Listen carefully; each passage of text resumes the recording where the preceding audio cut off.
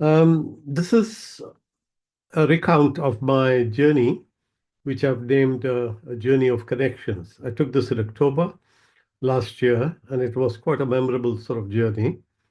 A journey which I think brought together the family in a big way and also into a cultural type of gathering of weddings and of spirituality during the Umrah. So it was quite a memorable journey, and I want to record this and talk about it a little bit in terms of the psychological um, aspects of it that make us into what we are. As you know, we are nature and nurture, products of that. And what aspects of it are nature is something that we have to experience ourselves, which I think we can identify in the journey that I'm going to be describing to you. And the nurture aspect are the environmental and the traditions that we follow and so on.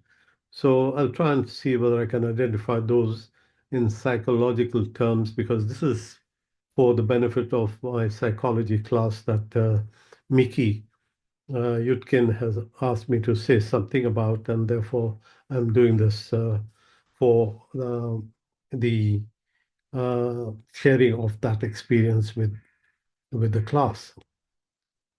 Okay, let's commence the thing here. We have now.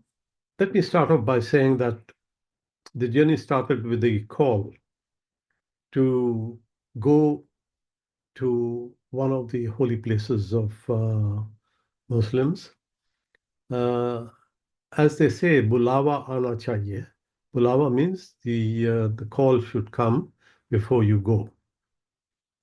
And I had an opportunity once before to go and perform Hajj, or even after having done the Umrah informally, I didn't sort of really feel that I could go for the Hajj because it was something I felt that there was no calling in me at that time. So the opportunity that the company gave for me to go and partake was something that I didn't avail.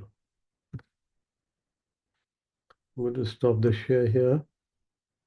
This is not okay.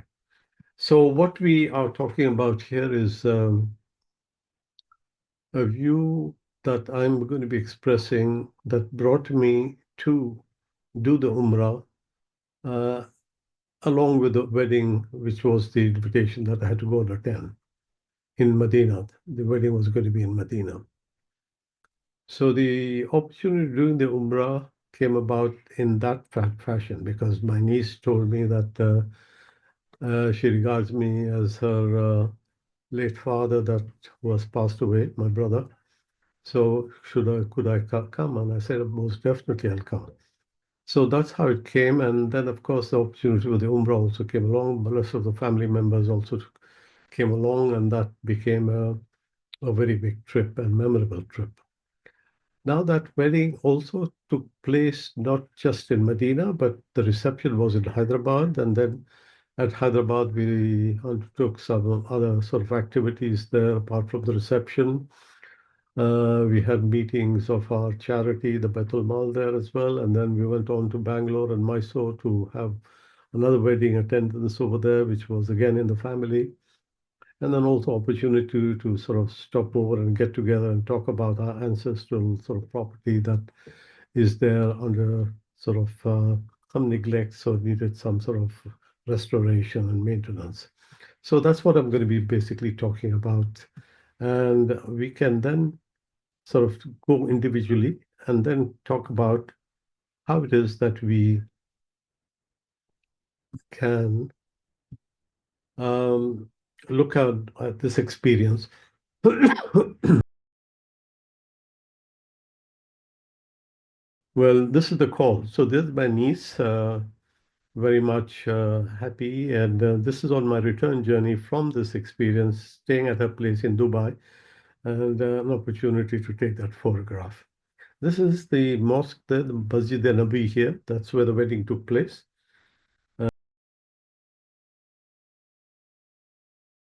course, we felt that it was something quite extraordinary because I don't think many people go and want to get married, although they don't allow formal marriages and all that taking place in the mosque, but it was just an informal few people sitting together there. And then, of course, we did main celebration there in Hyderabad.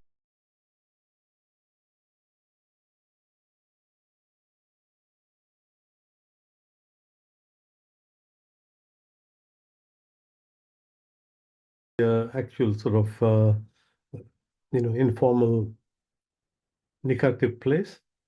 And this bridegroom and the bride, and of course, that's me with the groom there with my turban in order to honor my grandfather. So, what does this Medina wedding actually mean in the psychological terms?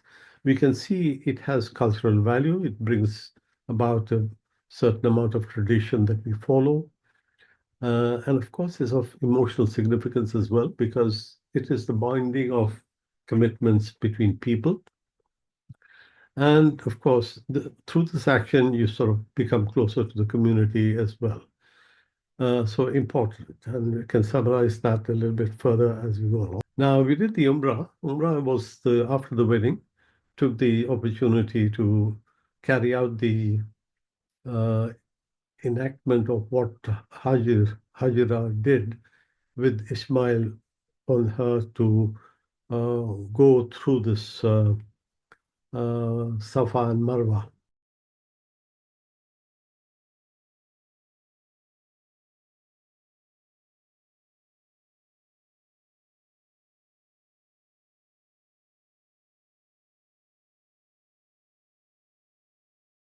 We did that 7 times ourselves. And of course, those who couldn't, they used wheelchairs. You can see my sister sitting there. And of course, the main event is this circum location of the uh, Kaaba. You have to go around 7 times, and we did that, and that was quite an experience. And of course, the black stone was there that we all sort of need to sort of get near to, but it was very difficult to get there. But I think some members did in the family.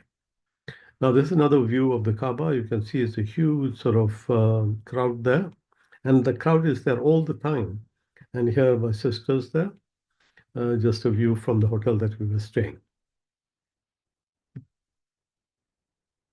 So here, the significance, of course, that all this is that it's a religious experience and has to do with essentially whether you believe or don't believe. Some are gifted with the belief, some are not gifted with the belief, some become too questioning and therefore probably don't have such strong belief in anything, and many of us are in between, I think. Nevertheless, it's a spiritual experience and something of value. Now, the reception took place in Hyderabad, as you can see in a big way, that there was a celebration, lots of dancing, music, and good food. And of course, weddings being what they are, we did this on a farm that was hired for about 3 days, and we stayed there. And therefore, it was a long experience of fun and gaiety and music and dining and meeting people and one big part.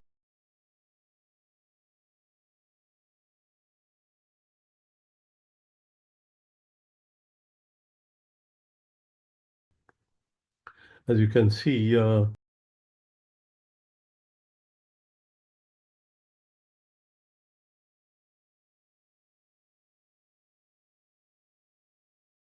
the lady here, she's the wife of Farooq, Dr. Farooq. His father was very instrumental in setting up the Baitul Mal. And of course, we gathered together to invite a lot of the recipients that are part of the Baitul Mal, and the donors, many of them uh, abroad, who make the donations to support the effort. Here, the secretary in this Alia, a very, very sort of hardworking person, keeps in contact with every member of the family that needs help, and we are able to sort of have her valuable suggestions in order to run the Baitul Mal. Here we've got Pipun, who's also instrumental in collecting the donations, and that's my sister here, and the rest of the invitees are there and the recipients.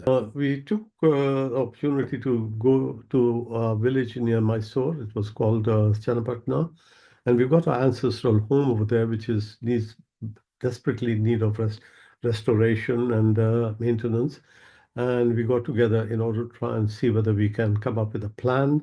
And this is the meeting that took place over there. And hopefully, we're going to get quotations for the job and then subsequent responsibility to be identified by the people that will do the maintenance and so on. So, a very important issue that was resolved, which could have meant maybe the loss of a property. So, now I think we have a way forward.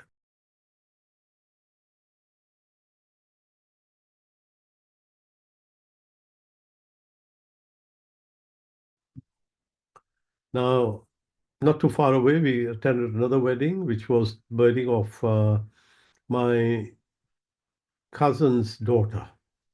So that's her there, cousin's daughter. That's the mother here. That's my cousin, and there are other sort of relations over here.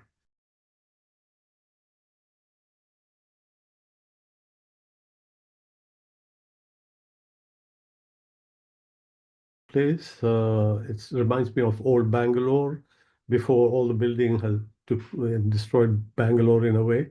Mysore is still very much a town with not too much industry around it, and therefore has the old rural look about it. Here, there's a huge museum, and there's a palace of the Maharaja as well. Maharaja also lives in Mysore. It's a lovely place. So we stayed there and enjoyed that experience. Family website. Now, this is a repository of all the family information. It gives us an identity, and anybody who's interested in knowing more about what we have in here, because it's got 1,000 pages of information, I think, and photographs.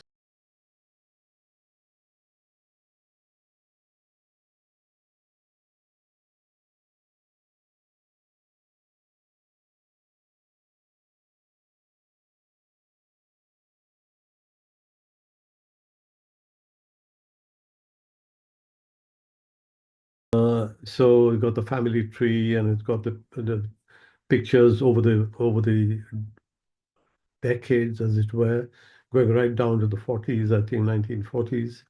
And of course, the various activities that we're engaged in, and very useful to keep the generations together. At the moment, because we are so widespread all over the world, it's very difficult to keep in touch. And this is one very good way of bringing us all together and sharing of experience. So let me know if you're interested in sort of knowing more about it. Okay, now come down to the psychological sort of perspective of this journey. I'm going to be looking at it from the point of view of the Freudian School, since this opportunity for the talk has been provided by Mickey Yutkin, who's our psychology lecturer, coordinator. She asked me if I wanted to share some experience, and this is why this talk has been done. And I wanted to sort of see how we can translate the experience that we had of the weddings, of the Umrah, and subsequent family get-togethers, and being able to sort of remember the old times. That is something that we can classify it as being part of the id, which is an emotional fulfillment, which has to do with joy, nostalgia, and spiritual longing, which is our basic instinct, if you like. So that is coming to the fore with that experience of having to make that journey and undertaking all those experiences. Now, the ego is the thing that keeps us grounded as to how to deal with the practicalities of the world, which is what I think we did with the get together of our ancestral home, and and also how we, in fact, are dealing with the intergenerational type of gaps that are arising because we are widespread all over the world, and therefore the old world experience of the new generation is not there. And therefore, this is one way to try and keep it all together. Let's hope we continue to do that. And then, of course, the final part is the superego in us, which is the conscience part, which guides us in our life. It's a moral thing that we undertake by being able to sort of provide the necessary uh, charity and help that is required, which is propelled by a conscience, I think, that we need to be part of humanity, part of family, part of traditions of helping. So that essentially is something that I want to sort of end on and then ask for your particular comments and questions if you have any. Okay, thank you.